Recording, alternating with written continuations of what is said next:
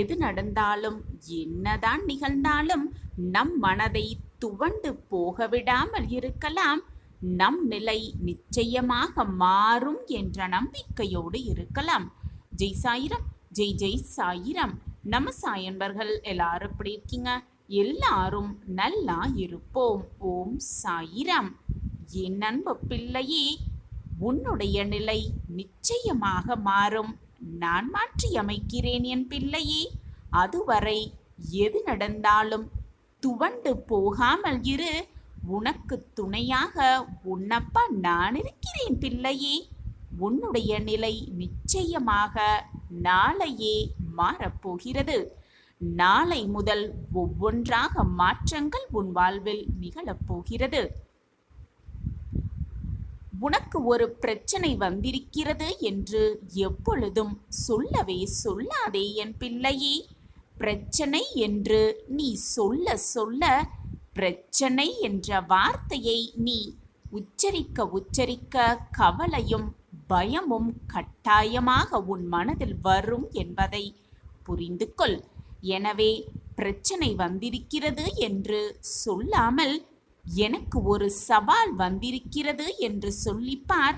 அப்பொழுது தைரியமும் தன்னம்பிக்கையும் தானாகவே உன் மனதில் அதிகரிக்க துவங்கும். ஆம் என் குழந்தையே, தன்னம்பிக்கையோடு தொடங்கப்படும் எல்லா வேலைகளுக்கும் நல்ல நேரங்கள் தேவைப்படுவதே இல்லை. மனம் தெளிவாக இருப்பவர்களுக்கு எல்லா நேரமும் நல்ல நேரம்தான். ஆம் குழந்தையே, எல்லா நேரமும் நல்ல நேரம்தான். மற்றவர்கள் பாராட்டும்படி, மற்றவர்கள் நல்ல விதமாக பேசும்படி வாழ பழகு. பாராட்ட வேண்டும், நல்லபடியாக பேச வேண்டும் என்பதை மட்டுமே மனதில் சிந்தனை வைத்துக்கொண்டு அதற்காகவே வாழ நினைக்காதே. மற்றவர்கள் பாராட்டும்படி வாழ பழகு.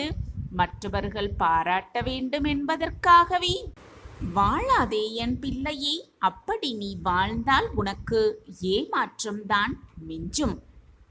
ஆம் என் குழந்தையே, உன்னுடைய மனதை எப்பொழுதும் துவண்டு போகாக விட்டு விடாதே.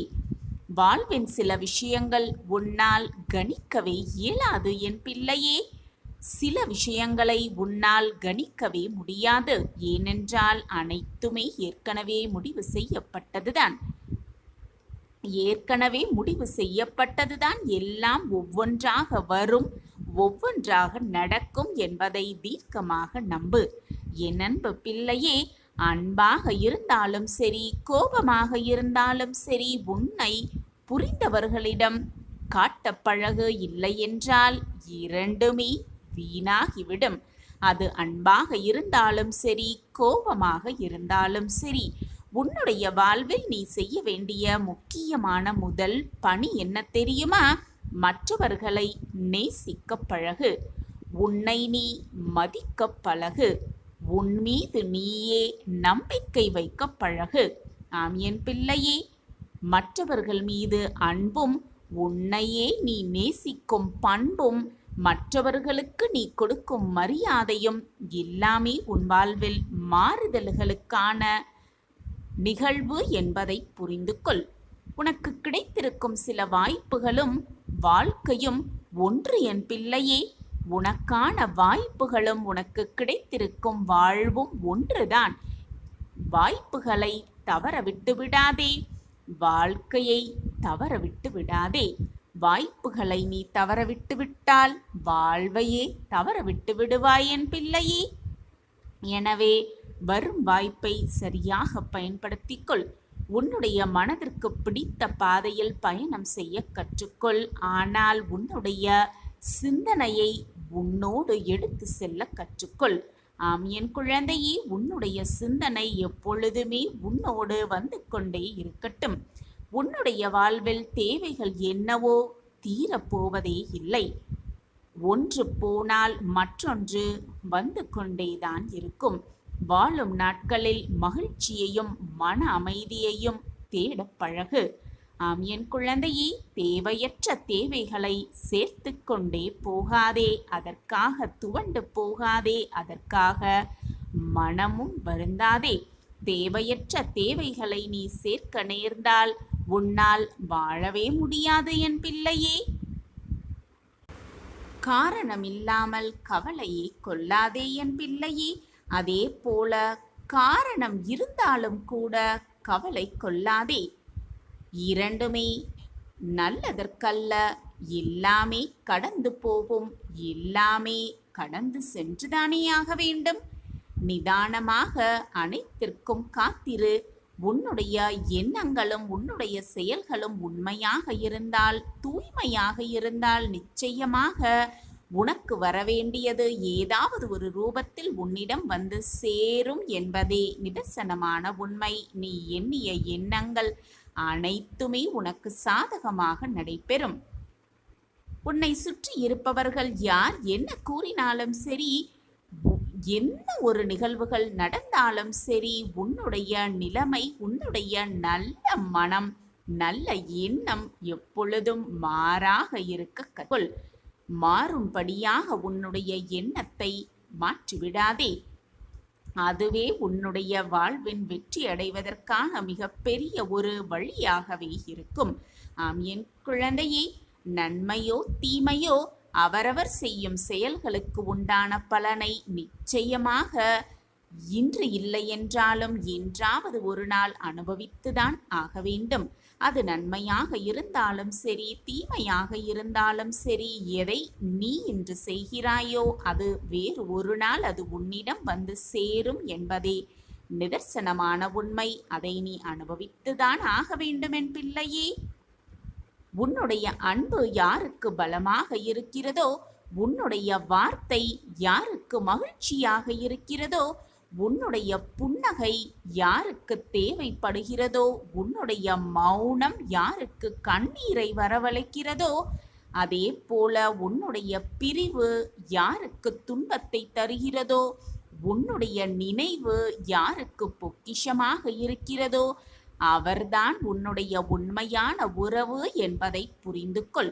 அந்த உறவு கிடைத்ததற்கு இறைவனிடம் 1000 முறை நன்றி சொல்லிக் கொண்டே இரு. அதுதான் உன் மனதை புரிந்து கொண்ட உறவு. எந்த நிலை வந்தாலும் அந்த உறவை இழந்து விடாமல் தக்க வைத்து கொள்ள செயல்படுத்து. எல்லா நிலைமைகளிலும் நிதானமாகவும் அமைதியாகவும் இருக்க பழகு என் பிள்ளையே. எல்லா விஷயங்களையும் நீ மாற்றவே முடியாது. உனக்கு நடக்கும் எந்த ஒரு விஷயத்தையும் உன்னால் மாற்றவும் முடியாது. எல்லா விஷயங்களும் நீ நினைப்பது போல இல்லைதான். எல்லா விஷயங்களுக்கும் ஏதோ ஒரு காரணம் இருக்கத்தான் செய்கிறது. ஏதோ ஒரு காரணத்திற்காகத்தான் எல்லாமுமே நடக்கிறது. அதனால் அமைதியாக இருப்பது மிக மிக நல்லது என் பிள்ளையே. எது வந்தாலும் அமைதியோடு அதை அப்படியே ஏற்றுக்கொள்ள பழகிக்கொள். அதுதான் உனக்கும் நல்லது, உன் வாழ்விற்கும் நல்லது. எதை ஏற்றுக்கொள்கிறாயோ அது அப்படியே உன் வாழ்வில் நிதர்சனமாகவும் நம்பிக்கையோடும் இருக்கத்தான் செய்யும். உன் சாயப்பா உனக்காகவே இருந்து கொண்டிருக்கிறேன் என்பதை மட்டும் எந்த நொடியும் மறந்து விடாதே. மறந்தும் கூட மறுத்து விடாதே. இன்று நீ சிரித்துக்கொண்டே இருக்க, பிறரை சிந்தித்தும் இகழ்ந்தும் பேசிக்கொண்டிருக்கலாம். ஆனால் அதுவே உன்மீது திரும்ப வரும் என்பதை நினைவில் வைத்துக்கொள். மறந்தும் கூட மற்றவர்களின் மனதை காயப்படுத்தும்படி ஒரு செயலை கூட செய்து விடாதே. சிக்கல்களையெல்லாம் நீ கடந்து விட்டாய். உனக்கு நல்ல நேரம் வந்துவிட்டது. நல்ல காலம் வந்துவிட்டது. நல்லது மட்டுமே நடக்கப் போகிறது உன் வாழ்வில். இது நாள் வரை என் வாழ்க்கையில் இதுவெல்லாம் நடக்குமா, என் வாழ்க்கையில் மாற்றங்கள் நகருமா என்று நீ நினைத்து கொண்டிருந்த எல்லாம் உன் வாழ்வில் சுகமாகவே சுபமாகவே நடக்கப் போகிறது. உன் சாயப்பா உனக்காகவே கொடுக்கும் வாக்கு எப்பொழுதுமே பொய்யாகாது. என்னை முழுமையாக நம்பிக்கை வைத்த யாரும் வீண் போக மாட்டார்கள். நான் அவர்களை விட்டுவிடவும் மாட்டேன்.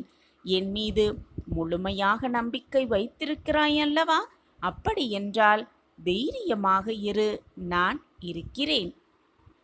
என் அன்பு பிள்ளையே, வெற்றி என்பது எல்லோருக்கும் பொதுவானதுதான். சிலருக்கு சீக்கிரமாகவே கிடைத்துவிடும், வேறு சிலருக்கோ தாமதமாகும். ஆனால் கிடைத்தே தீரும்.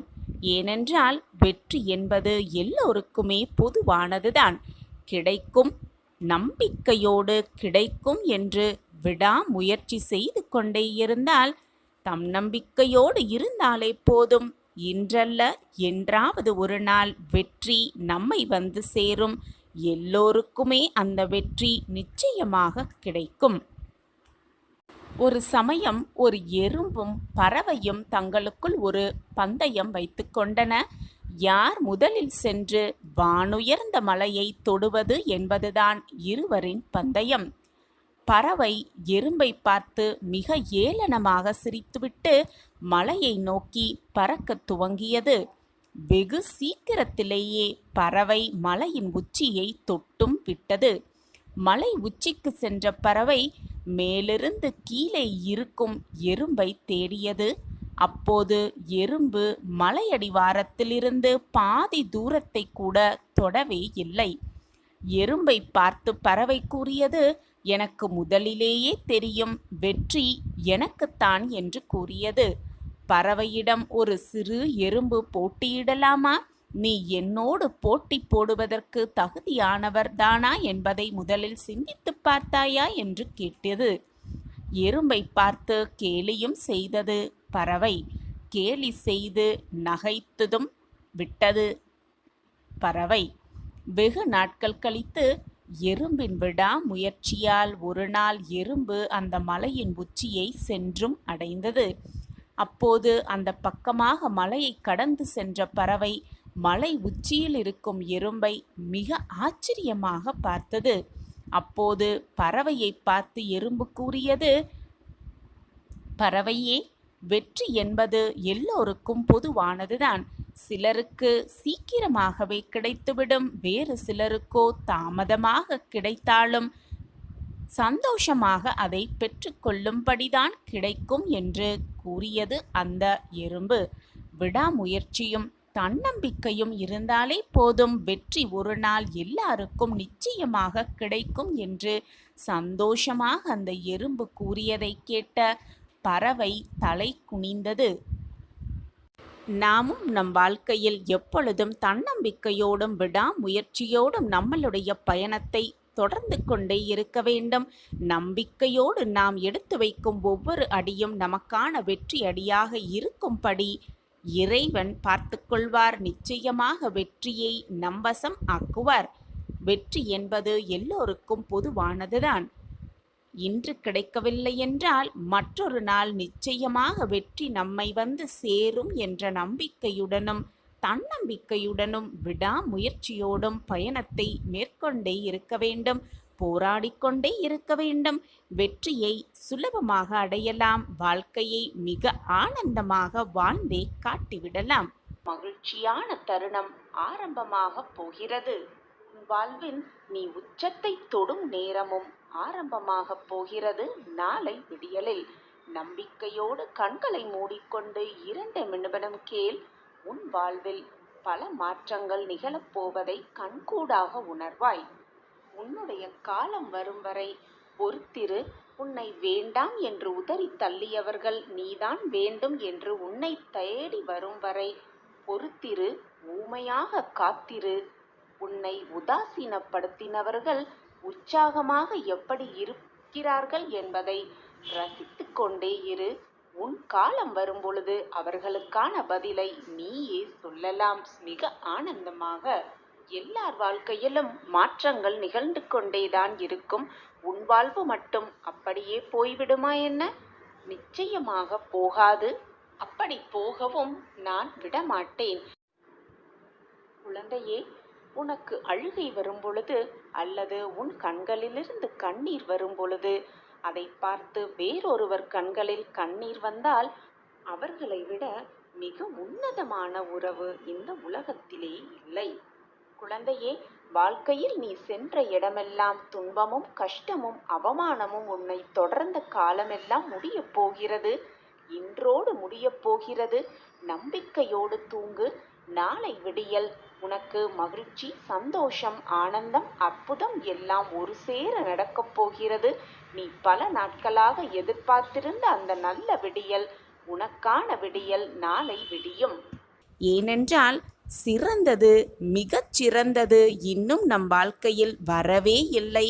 காத்து கொண்டிருக்கலாம், நம்பிக்கையோடு காத்து கொண்டிருக்கலாம். மிக சிறந்த வாழ்வு நம்மிடம் வரும் என்ற நம்பிக்கையோடு காத்து கொண்டே இருக்கலாம். இன்றல்ல என்றாவது ஒரு நாள் வந்துதானே ஆக வேண்டும். ஒருபோதும் எதையுமே கட்டாயப்படுத்த வேண்டாம். அது இருக்கட்டும், இது இருக்க வேண்டும் என்றால் அது இருக்கும். அது இருக்கும் பொழுதும் நம் மனம் வலிக்கிறது என்றால் முதலில் கூர்ந்து கவனிக்கலாம். வாழ்க்கை நமக்கு ஏதாவது கற்பிக்க முயற்சி செய்கிறது என்பதை கூர்ந்து கவனித்து கொண்டே இருக்கலாம்.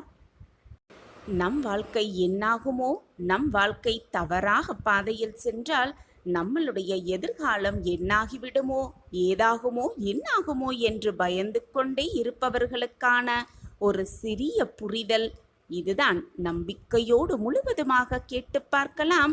நம் வாழ்க்கை நம் எதிர்காலத்தை பற்றிய பயத்தை முற்றிலுமாக போக்கிவிடும் இந்த ஒரு கதை. ஒரு ஊரில் ஒரு இளைஞன் வாழ்ந்து வந்தான். அவன் நன்றாக படித்திருந்தும் கூட அவனுக்கு சரியான வேலை கிடைக்கவில்லை.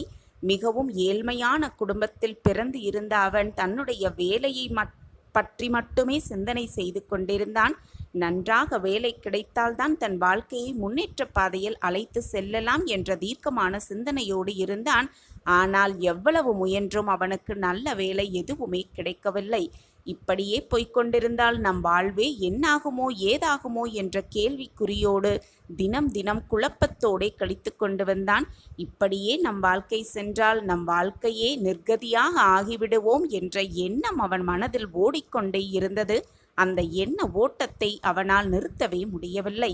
இப்படியே இருந்தால் நம் வாழ்வே வீணாகிவிடும் என்ற தீர்க்கமான சிந்தனையோடு இதற்கு ஒரு முடிவு கட்டியே ஆக வேண்டும் என்ற தீர்க்கமான எண்ணத்தோடு அந்த ஊரில் வசிக்கும் ஒரு துறவியை சந்திக்க சென்றான். துறவியை சந்தித்து, துறவியே, நான் மிகவும் ஏழ்மையான குடும்பத்தில் பிறந்திருக்கிறேன். நான் நன்றாக படித்தும் கூட எனக்கு நல்ல வேலை கிடைக்கவில்லை. அந்த வேலை கிடைத்தாலும் என் மனதிற்கு பிடித்தமான வேலையாக அது இருக்கவில்லை. இப்படியே குழம்பி குழம்பி நான் நிர்கதியாக நிற்பது போல இருக்கிறேன். என் மனம் நிம்மதியில்லாமல் குழம்பி தவித்து கொண்டிருக்கிறது. தாங்கள்தான் எனக்கு ஏதாவது ஒரு வழியை காட்ட வேண்டும் என்று துறவியிடம் கேட்டுக்கொண்டான் அந்த இளைஞன். இதை அனைத்தையும் கேட்ட அந்த துறவி, சரி, நான் சொல்வதை இப்பொழுது செய், அதன் பிறகு பார்த்து கொள்ளலாம், உன் வாழ்க்கையை எப்படி முன்னேற்றலாம் என்பதை பிறகு யோசிக்கலாம் என்று சொல்லிவிட்டு தன்னுடைய மடாலயத்தில் இருக்கும் வேலிகளெல்லாம் சரிவர அந்த வேலிகளை சரி செய்வதற்கான முயற்சியில் முதலில் இறங்கு என்று கட்டளையிட்டார் அந்த இளைஞனிடம். அந்த வேலை முடிந்தவுடன் இன்றைய சமையலுக்கான காய்கறிகளை உன்னால் முடிந்த அளவு சுத்தம் செய்து கொடு என்று கூறினார் அந்த துறவி. இதை கேட்டவுடன் இளைஞனுக்கு ஆச்சரியம், கோபமும் சேர்ந்து கொண்டு வந்தது. என்ன இவர், நாம் ஏதோ கேட்கிறோம், நம் வாழ்க்கையில் எப்படி முன்னேறலாம் என்று கேட்கிறோம். ஆனால் இவரோ காய்களை சுத்தம் செய்ய சொல்கிறார், வேலிகளை நன்றாக பராமரிக்க சொல்கிறாரே என்ற குழப்பத்தோடு இருந்தான் அந்த இளைஞன். கோபம் வந்தாலும் துறவி சொல்லிவிட்டாரே என்று துறவி சொன்ன வேலைகள் அத்தனை வேலைகளையும் செய்துவிட்டான். மதிய நேரமும் வந்தது. துறவி கொடுத்த உணவையும் உண்டான். மீண்டும் துறவி அவனை கூப்பிட்டு, மாட்டுத் தொழுவத்தில் உள்ள சாணங்களை எல்லாம் அள்ளி நன்றாக நீர் தெளித்து பெருக்கி தொழுவத்தை நன்றாக சுத்தம் செய்துவிட்டு வா இளைஞனே என்று கூறினார். மீண்டும் துறவி சொல்லிவிட்டாரே என்று மாட்டுத் தொழுவத்தை நன்றாக சுத்தம் செய்தான். கூட்டி பெருக்கி தண்ணீர் தெளித்து என்று மாட்டுத் தொழுவத்தை நன்றாக சுத்தம் செய்தான். அதற்குள் இரவும் வந்துவிட்டது. இரவு உணவையும் அருந்திவிட்டு மிகவும் சோர்வாக காணப்பட்ட இளைஞன் அப்படியே உறங்கியும் போனான். மறுநாள் விடிந்தது. அவனும் துறவியிடம் போய் இன்று நான் என்ன செய்ய வேண்டும் என்று கேட்டான். அவரும் முன்பு சொன்னது போலவே ஒவ்வொரு வேலையாக சொல்லிக்கொண்டே இருந்தால் அவரை உட்காரவே விடாமல் வேலை வாங்கிக் கொண்டே இருந்தார் அந்த துறவி. துறவி சொன்ன அத்தனை வேலைகளையும் செய்து முடிப்பதற்குள் அன்றும் இரவு வந்தது. இரவு உணவை முடித்துவிட்டு அயர்ந்து தூங்கிப் போனான். மறுநாள் எழுந்ததும் துறவியை பார்க்க சென்றான். துறவி, நான் இப்பொழுது என்ன செய்ய வேண்டும் என்று கேட்டான். உடனே துறவி சற்று புன்னகையை சிந்திவிட்டு, இந்த 2 நாட்கள் இங்கு என்னுடைய ஆலயத்தில் தங்கினாய்.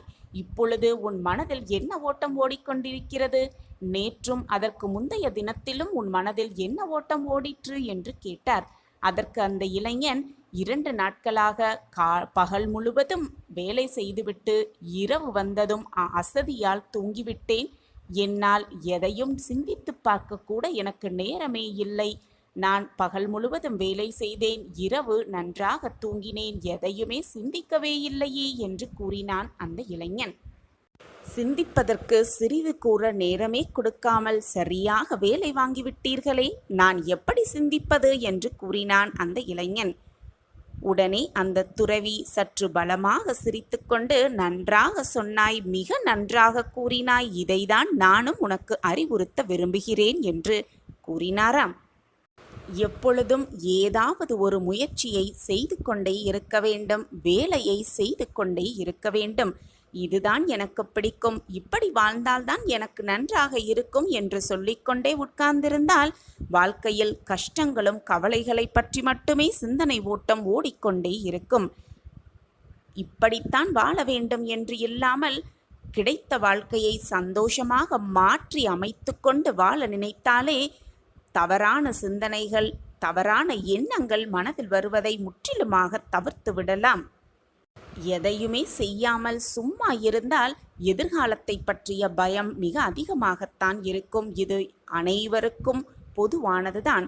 அப்படி இருக்கையில் நீ எதையுமே செய்யாமல் என்ன வேலை கிடைத்தாலும் அது உன் மனதிற்கு பிடித்தமான வேலையாக இல்லை என்பதை மனதில் வைத்துக்கொண்டு கவலையோடு இருந்தால் உன் எதிர்காலம் பயத்தை தான் தருமே தவிர வேறு என்ன தந்துவிடும் என்ற கேள்வியை எழுப்பினார் அந்த துறவி அந்த இளைஞனிடம்.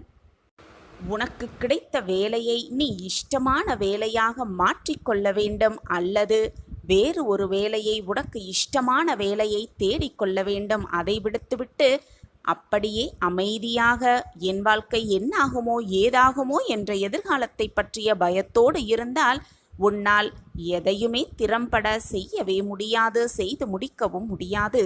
உனக்கான வேலைகளை நீ திறம்பட இஷ்டத்தோடு செய்து கொண்டே இருந்தால் உன் வாழ்க்கையில் பயம் என்ற சொல்லே இல்லாமல் போய்விடும். இதுதான் வாழ்க்கை, இப்படித்தான் வாழ வேண்டும். உனக்கு கிடைத்திருக்கும் இந்த வாழ்க்கையை சந்தோஷமாகவும் நிம்மதியாகவும் வாழ கற்றுக்கொண்டாலே வாழ்க்கையே உனக்கு வசமாகும் என்று அறிவுரை கூறினாராம் அந்த துறவி.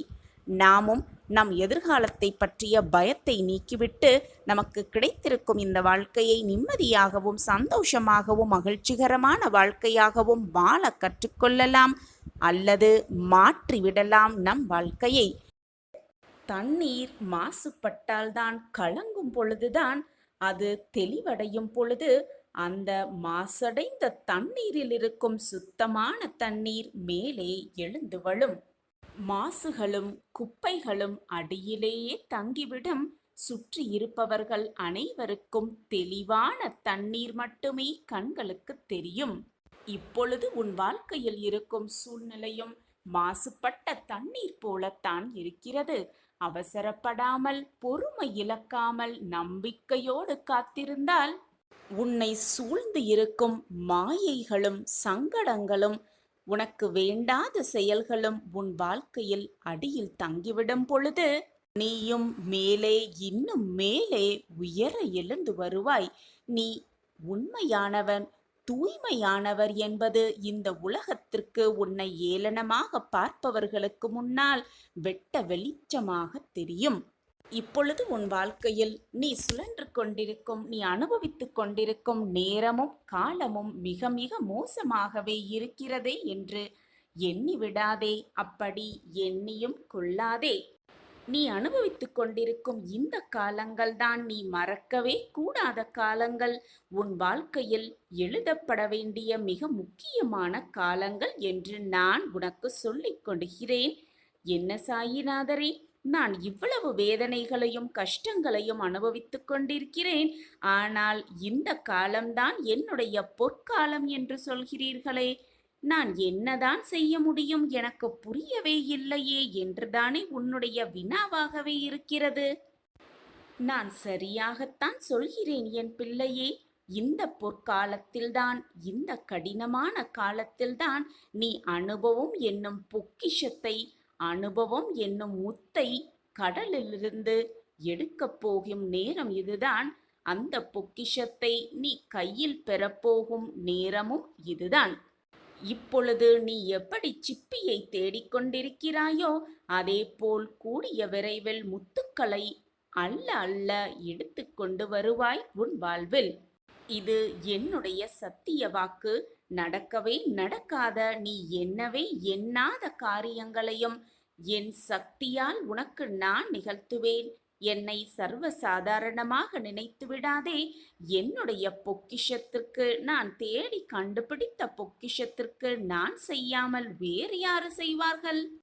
கடல் என்னும் துன்பத்தில் மூழ்கிக் கொண்டிருக்கும் நீ வெற்றி என்னும் அழகிய பொக்கிஷத்தை எடுத்துக்கொண்டுதான் கரை சேர்வாய். நான் உனக்கு துணையாக இருப்பேன். அப்படியே கரை சேர்வதற்கு முன்பாக நான் மூழ்கிவிடுவேனா? என் வாழ்க்கையில் மாற்றங்கள் நிகழவே நிகழாதா? இப்படியே வாழ்வு சென்று விடுமா? என் வாழ்வில் முன்னேற்றமே அடையாதா? நான் வெற்றியே அடைய மாட்டேனா என்று எதிர்மறை எண்ணங்களை உன் மனதில் வளர்த்து கொள்ளாதே.